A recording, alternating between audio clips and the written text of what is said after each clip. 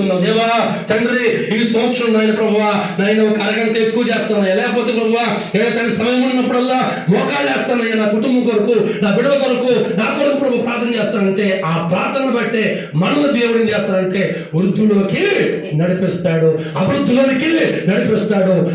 అటువంటి కృప దేవుడు మనకి అనుగ్రహించడానికి ఆయన నా ప్రార్థన ఆలకించువాడా అని అనగానే దావీదు దేవుడు అంటాడు, నీ ప్రార్థన ఆలకించాను, నీ కోరిక నేను సిద్ధింపజేస్తా, నీకు ఆలోచన చెప్తాను, నడిపిస్తాను, బలపరుస్తాను, స్థిరపరుస్తాను. ఎందుకయ్యా అంటే నీ ప్రార్థన నేను ఆలకించాను.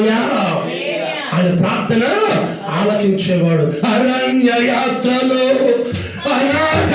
కదా అందరూ కనిపిస్తే వాళ్ళందరూ కూడా ఏమవుతారు తెలుసా?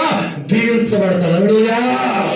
ఆయన తీసుకురాబోతున్నారు. అందుకే ఇదిగో శ్రేయస్కరమైన దీవెన మీ కొరకు తీసుకొని మిమ్మల్ని ఎదుర్కొంటా వస్తా ఉన్నా మీరు మందిరంలో నుంచి ఆరాధించి స్తుతించి తిరిగి వస్తా ఉంటే ఆయన మనకు ఎదురుగా అంట శ్రేయస్కరమైన దీవెన మన కొరకంట తీసుకొస్తామని యోధవారు అంతగా వృద్ధుల్లోకి రావటం గల కారణం ఏంటంటే దేవుని సన్నిధిలో వాళ్ళందరూ కనిపించారు. మనం కూడా కుటుంబాల వల్ల కనబడదాం.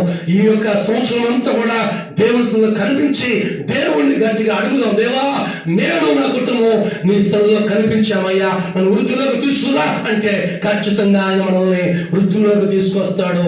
అక్కడున్న వంశములన్నీ కూడా వృద్ధిలోకి రాలేదంట, కానీ యోధా వంశం మాత్రమే వృద్ధిలోకి వచ్చాయి. ఇటు రీతిగా దేవుడు వారిని దీవించి వర్ధలు చేశాడు. మనం కూడా దీవించడానికి సిద్ధంగా ఉన్నాడు. దేవుడి మాటలు దీవించును గాక. ప్రార్థన చేసుకుంటాం.